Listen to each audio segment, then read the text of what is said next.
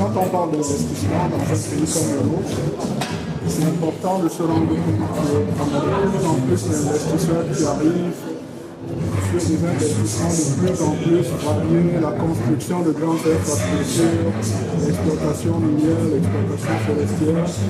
On a les agro-industries, donc la terre est de plus en plus sollicitée et prise, et pourtant les populations augmentent.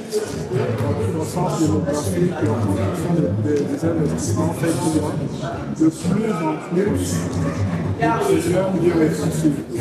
Et il est donc important de mieux réguler les investissements pour s'assurer qu'ils ne deviennent pas une source permanente de conflits. S'il y a des conflits, c'est mauvais pour l'investisseur. Il risque de perdre toute sa mise et c'est mauvais pour les communautés, c'est mauvais pour le climat social. Comment arriver à améliorer la régulation? D'abord, il faut faire un diagnostic. Il faut bien comprendre quelle est la source des problèmes. Et dans notre cas, la source des problèmes, c'est la terre. L'investisseur veut prendre le contrôle de la terre, soit la posséder, devenir propriétaire, soit avoir une concession de longue durée qui donne des droits étendus sur une superficie généralement grande, parce que cela lui laisse les mains organiser son investissement, sa culture comme il le souhaite. Et dans le même temps, les communautés veulent garder le contrôle de la terre. Elles revendiquent la propriété de cette terre. C'est donc là que naît le conflit. Qui va contrôler la terre, qui va être le propriétaire de la terre, c'est un conflit de là. Mais on peut trouver une autre solution médiane en permettant à la communauté de garder le contrôle de sa terre et d'entrer dans un partenariat avec l'investisseur pour produire ce qu'il faut et approvisionner l'investisseur qui aura dans une école ce qui l'intéresse et qui pourra se déployer dans la suite de son investissement. Donc un tel partenariat apporterait une expertise à des populations pour améliorer la production, pour améliorer la quantité, la qualité, apporterait donc également un marché des communautés qui vendraient leur production à l'investisseur et gagneraient de l'argent et transformerait les communautés de l'adversaire, comme on le voit souvent, en partenaires et protecteurs de l'investissement. C'est ce que nous voyons et que nous proposons dans notre contexte.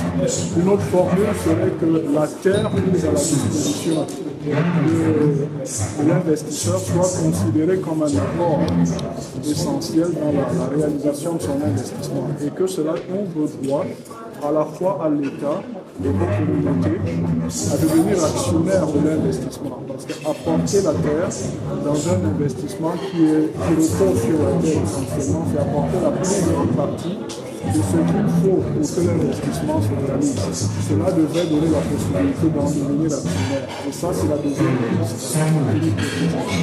Et je dirais qu'on parle de renouvellement du foncier de la loi de tout le.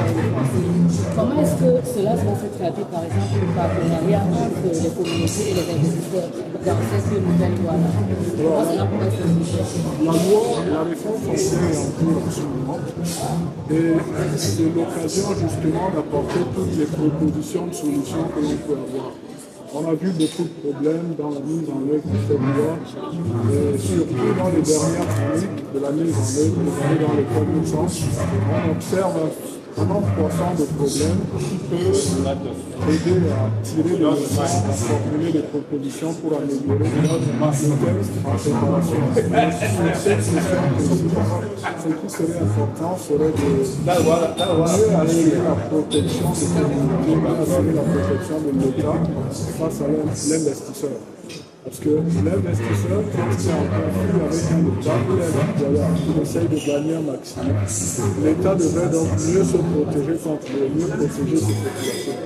Donc pour cela, il faudrait réfléchir à la meilleure manière de trouver ce partenariat entre la compagnie d'une part, l'État et les communautés de l'État. La piste, c'est encore une fois l'actionnaire.